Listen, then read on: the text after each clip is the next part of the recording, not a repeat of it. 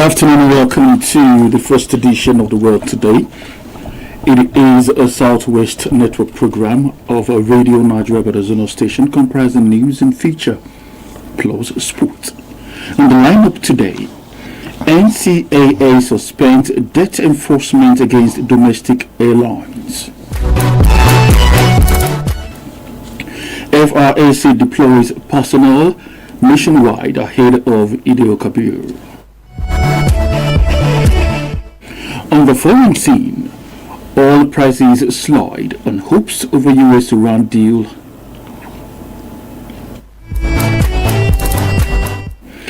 Iran executes man overlinked to nationwide protest.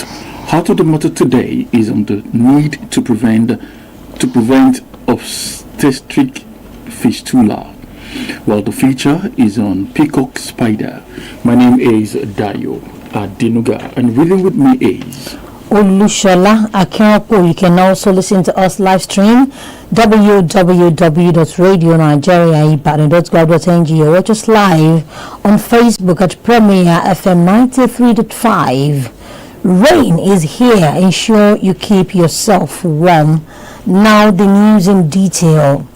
The Nigeria Civil Aviation Authority, NCAA, has temporarily suspended its no pay, no service enforcement directive against domestic airlines over outstanding statutory remittances. In a statement signed by the Director General of the NCAA, Mr. Chris Najomo, the agency said the suspension followed extensive consultations within the aviation sector and a careful assessment of prevailing realities in the industry. It explained that the decision came amid growing concerns from operators and stakeholders that strict enforcement of the directive could worsen the financial strain already confronting airlines battling rising aviation fuel prices, foreign exchange instability, and increasing operational costs. The agency, however, clarified that the suspension should not be interpreted as a cancellation, waiver, or forgiveness of the debt owed by airlines to the authority and other aviation agencies. The NCAA recalled that President Bola Tinubu had earlier approved a 30% discount on outstanding fees owed by domestic airlines to aviation agencies as part of measures to cushion the impact of high jets air prices and support the sector. According to the agency, the intervention forms part of the federal government's broader effort to stabilize airline operations and prevent avoidable disruptions within the industry. The holy pilgrimage, Hajj and Umrah, are important religious journeys for the Muslims across the globe, as they present a fundamental act of worship for devoted believers. In this special report, Ayodele Olaokba writes on the significance of Hajj and Umrah to Muslims. Hajj and Umrah are two important religious pilgrimages observed by Muslims worldwide. The two rites are performed in the holy city of Mecca in Saudi Arabia, while Hajj is compulsory for eligible Muslims and performed in the Islamic month of Dhul Hijjah, which is the 12th and last month of the Islamic Hijrah calendar. Umrah is a voluntary and lesser form of Hajj which can be undertaken at any time. Despite their variations according to religious categorization, both are highly rewarding spiritual exercises. According to the Holy Quran, Hajj is obligatory once in a lifetime for every Muslim who is physically and financially capable of undertaking the journey to the Holy Land. At the heart of Hajj and Umrah is the Kaaba, the sacred house of worship built by Prophet Ibrahim and his son Prophet Ismail on the divine instruction from Allah. Leading is for it to the benefit derived from performing the spiritual exercise. The chairman, National Hajj Commission of Nigeria, NACOM, Southwest Zone, Dr. Tajuddin Oladejo said Hajj provides Muslims the opportunity of being righteous and also renew their faith as well as foster unity among them. Muslims in thousands and millions meet on the same spot in the same place in Mecca and Medina, and they are relating with one another without any quarrel. Also highlighting the significance of the sacred journey of Hajj and Umrah, an Islamic scholar who is also an imam at the Mandate GRA Mosque in Ilorin, Kwara State, Dr. Ali Amin Abdul Qadri, advised intending pilgrims to approach the exercise with proper planning and sincere intentions. Dr. Abdul Qadri cautioned that the pilgrimage should not be viewed merely as an opportunity to acquire titles, but as a profound act of worship aimed at spiritual growth and closeness to Allah. And going to Hajj significantly symbolizes the fact that as Muslims, we are going there to stamp all other acts of faith. So the implication of this is that according to scholars, you are going there to stamp all your previous acts of ibadah, the 4 previous ones. So they must be intact first before you say you are proceeding of Hajj. A resident of Ibadan, the Oyo State capital, Mr. Sulaiman Adekunle, who is here to perform Hajj, shared his concern about delaying the sacred journey, noting that no one can be certain of living to see tomorrow. Whenever I am capable, even if my capability as for now is for the lesser Hajj, I will perform the lesser Hajj. Why? Because I don't know, maybe if I am alive for now, I may not be alive next tomorrow. Mr. Adekunle encouraged intending pilgrims and those who had performed the religious rites to exhibit the virtues of patience, humility, kindness and forgiveness in their way of living, as emphasized by the Prophet, peace be upon him, in Ibadan. Ayodele Olaopa, Radio Nigeria.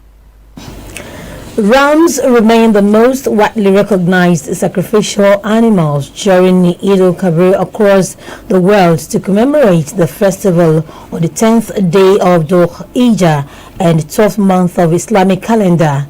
Beyond the act of slaughter, the sacrifice symbolizes unwavering faith, obedience, and total submission to the will of Allah. Values that lie at the heart of the Eid al-Adha celebration. In this special report, correspondent Fasilat Lawal examines the significance of rams in the observance of Eid al-Adha.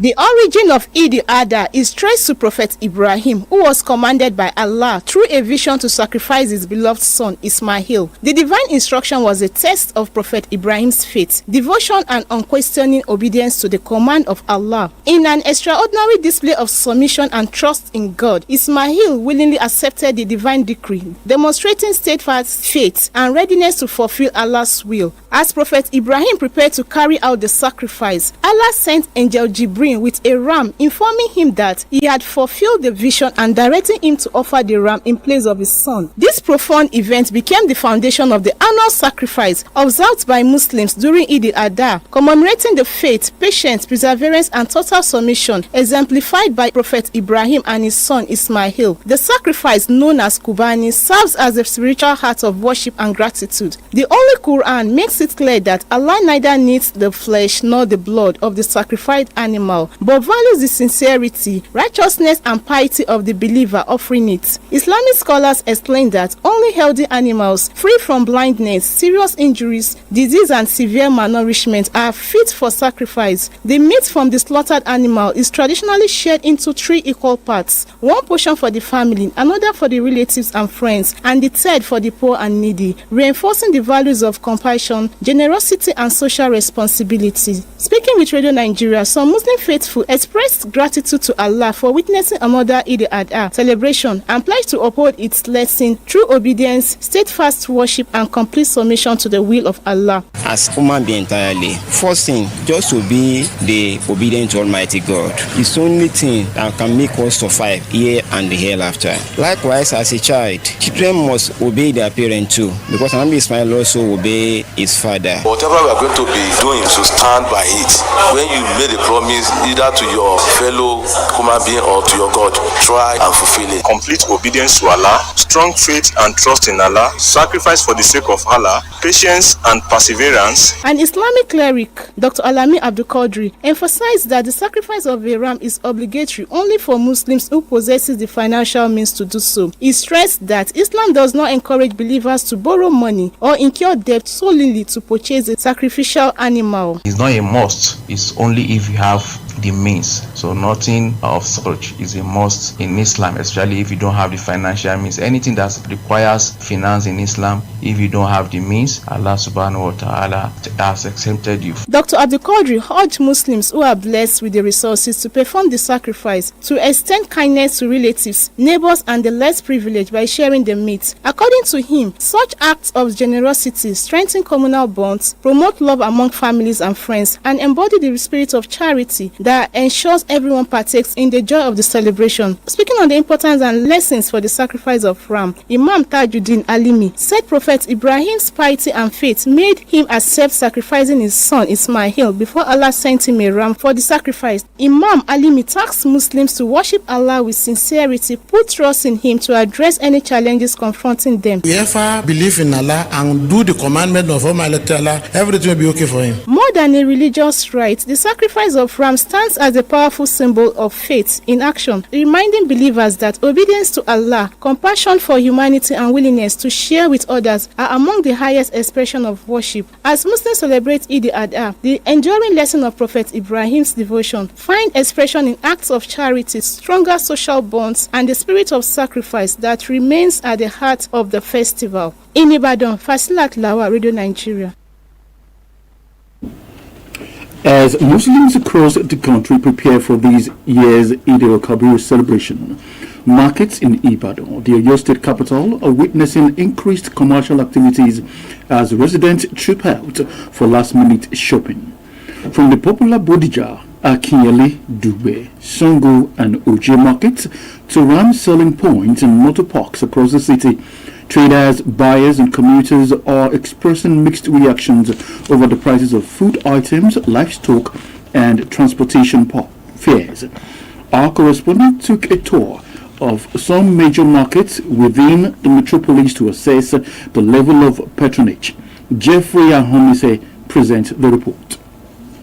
During visits to markets such as Bodija, Ojaoba, Molete, Akpata, Dugbe, and Omiadio, it was observed that only few traders and buyers were seen carrying out business activities. Findings also revealed that prices of food items, which were relatively lower during the Ramadan fast, have slightly increased following the recent hike in the price of petroleum products. A pepper seller at Omiadio Market, Mrs. Dasola Tijani, said a small basket of tomatoes now sells between 19,000 and 20,000 naira, while a big basket goes for between 65,000 and 75,000 naira. She added that a basket of Scotch bonnet pepper, popularly known as Atarodo, sells between 78,000 naira and 110,000 naira, depending on size. Mrs. Tijani further stated that a bag of Tatashi now costs between 50,000 and 65,000 naira. Similarly, Radio Nigeria gathered that a bag of rice, which sold for 60,000 naira last year, now goes for between 55,000 and 65,000 naira, depending on quality. Also, a 25-liter keg of groundnut oil, which sold for 70,000 naira last year, now costs about 66,000 naira, while 5 liters remain stable at 17,500 naira. An organic spice seller, Malam Seidu Dauda, noted that traders dealing in the items are also feeling the impact of the fuel price hike as the price of ginger has increased. Two traders, Mr. Oyebode Adaramaja, who deals in foodstuffs, and Mrs. Olabisi Taiwo, who deals in livestock, including chickens, lamented low patronage, attributing it to financial challenges and increasing numbers of people rearing chickens at home. What I can say is they can't afford even the cheap price compared to last year that the price was at high price and they still bought, but this year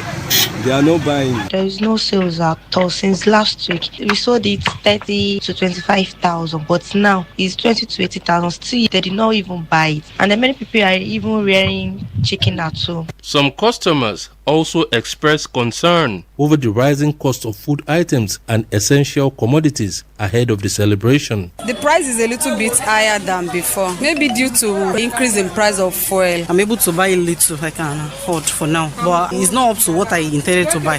So reduce fuel for us to 700 naira per liter so that everything will be convenient for us. They called on the government to implement price control measures and reduce the cost of premium motor spirit, also known as petrol, to enable citizens to enjoy a more pleasant celebration. Meanwhile, major roads in the metropolis are witnessing light traffic due to the public holiday declared by the federal government at Challenge, Aleshinloye Junction, Dugbe and Ojo. However, interstate motor parks are yet to record a significant increase in the number of travelers. In Ibadan, Jeffrey Ahomisi, Radio Nigeria.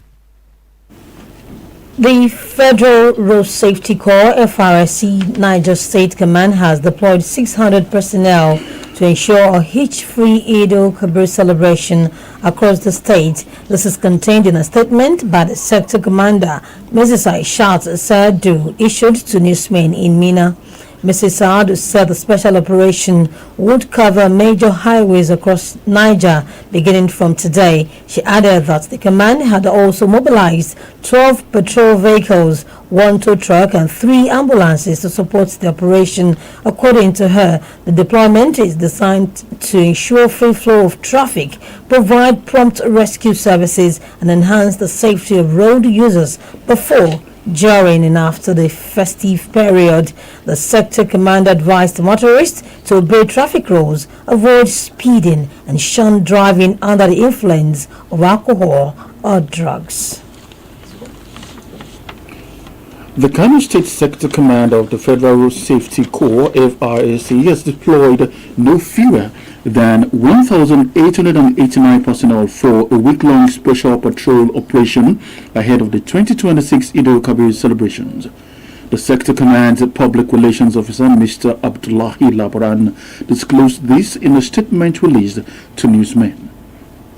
According to the statement, the deployment of the personnel comprising regular and special marshals across the state would ensure safer roads, smooth traffic flow, and prompt emergency response services.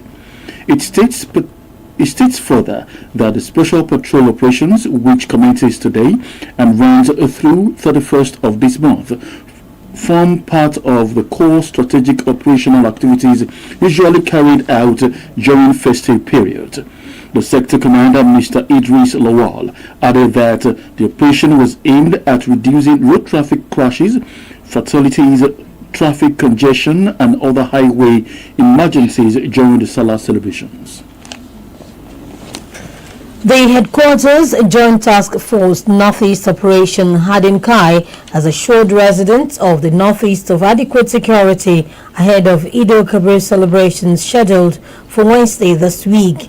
In a statement issued by the Media Information Officer of the operation, Lieutenant Colonel Sani Uba, the military said comprehensive security measures had already been activated to ensure peaceful celebrations. The command also felicitates all Muslim faithful ahead of the Eid al-Kabir celebrations and wished them peaceful and joyful festivity. The National Agency for the Prohibition of Trafficking in Persons, NAPTIP, Ogun State Command, has secured the conviction of a 27-year-old man, Chukwuemeka Hiyemama, for trafficking 2 minors for exploitation. The Ogun State Commander of NAPTIP, Mrs. Bose Jimo, said the conviction was secured before the Federal High Court Abeokuta Judicial Division. Mrs. Jimo explained that the convict was arrested by officers of the Nigerian Police Force at Agbara in Ogun State while transporting 2 15-year-old girls identified as Bright Edim and Mary Ekong to Badagry before proceeding to Ghana for prostitution. She stated that the case was later transferred to the Ogun State Command of NAPTIP for further investigation and prosecution. According to the NAPTIP commander, the defendant was arraigned before the court on charges bordering on human trafficking offences contrary to sections 1315B and 26(1) of the Trafficking of Persons Prohibition Enforcement and Administration Act 2015. The state's NAPTIP commander added that the court found the defendant guilty on all counts and sentenced him to 2 years imprisonment with an option of 250,000 naira fine on count 1, 5 years imprisonment with an option of 500,000 naira fine on count 2, and 5 years imprisonment on count 3, with sentences ordered to run concurrently. This is the world today, the stories that made the headlines. NCAA has suspended debt enforcement against domestic airlines. FRSC deployed personnel nationwide ahead of Eid al-Kabir. And still to come on the news, oil prices slide and hopes over US-Iran deal. Iran executes man over links to nationwide protests. Stay with us.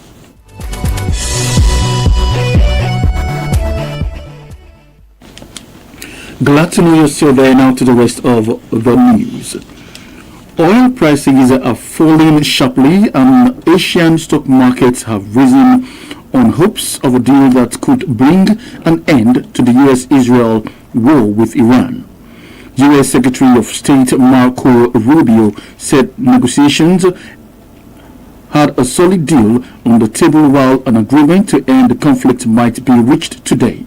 On Monday morning, global oil benchmark Brent fell 5.5% to $97.90 per barrel, while US traded crude was 5.9% lower than $90.93. US President Donald Trump had previously said the deal would include the reopening of the key Strait of Hormuz shipping route without giving further details. While Iran says progress has been made, a government spokesman added that a deal was not imminent. The Strait of Hormuz, through which around a fifth of the world's oil and liquefied natural gas usually passes, has been effectively closed since the conflict started in 28th February this year. Iran has executed a man, Abbas Akbar, who was convicted of carrying out armed attacks during the nationwide anti-government protests. The judiciary said Abbas Akbari is the latest in a string of executions by the Islamic Republic after it ramped up hangings in security-related cases. According to the reports, Akbari opened fire in the street at security forces and was one of the armed leaders of the riot in Naintown in Isfahan province while carrying a handgun. He was also accused of attacking the governorate building, security establishments and health centers in Nain. The judiciary said Akbari had been sentenced to death on charges including Muharebe waging war against God as well as deliberate destruction. Muharebe waging war against God as well as deliberate destruction of public property.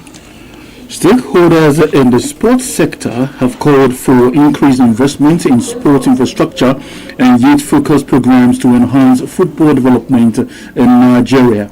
They made the call while speaking with Radio Nigeria in Abeokuta, Ogun State on the 2026 World Football Day with the theme, The Transformative Power of Football.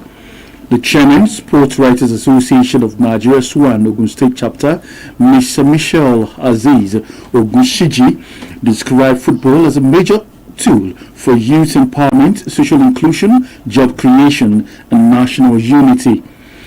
Mr. Ogunshiji urged government, corporate organizations, and football administrators to prioritize the development of sporting facilities and grassroots programs capable of discovering and nurturing young talent across the country. Also speaking, Chairman of All Stars Football Club, Abeokuta, Alhaji Wahid Lawal, said football remains a strong platform for promoting peace, discipline, healthy living and community development. Alhaji Lawal stressed the need for sustained support for grassroots football, noting that investment in sport would help transform the lives of young people and contribute to national growth. In today's Heart of the Matter, Fumilola Obagbayegun of our Current Affairs Unit x-rays the need to prevent obstetric fistula. Obstetric fistula is a severe maternal illness which can affect any woman who has suffered from prolonged or obstructed labor without timely access to an emergency cesarean section, CS. It is a medical condition in which a hole, fistula, develops between the birth canal and bladder or rectum during childbirth. This usually happens where the sustained pressure of the baby's head on the mother's pelvic bone damages soft tissues, creating a hole or fistula between the vagina and the bladder or rectum, which causes constant leaking of urine or feces through the vagina. While many communities, especially in the rural areas, often associate the problem with witchcraft or other myth, early child marriage, poverty, malnutrition, lack of access to obstetric care, lack of education, harmful traditional practice associated with childbirth have been identified as causes of obstetric fistula. According to statistics by the World Health Organization, WHO, an estimated 2 million women live with untreated obstetric fistula, with 100,000 to 500,000 new cases arising annually. Although this condition is curable, women living in poor countries who do not have access to proper medical service are often subjected to psychological, physical, social, and health consequences. In a bid to raise awareness on this issue and mobilize support around the globe, the United Nations designated 23rd May every year as International Day to End Obstetric Fistula. This year's theme, Health is a Right, Invest to End Fistula and Childbirth Injuries, emphasizes that every woman and girl has a fundamental human right to comprehensive, high-quality sexual and reproductive health care, as it serves as a global call to address the deep-rooted economic inequalities and systemic neglect that allow this entirely preventable and treatable childbirth injury to persist.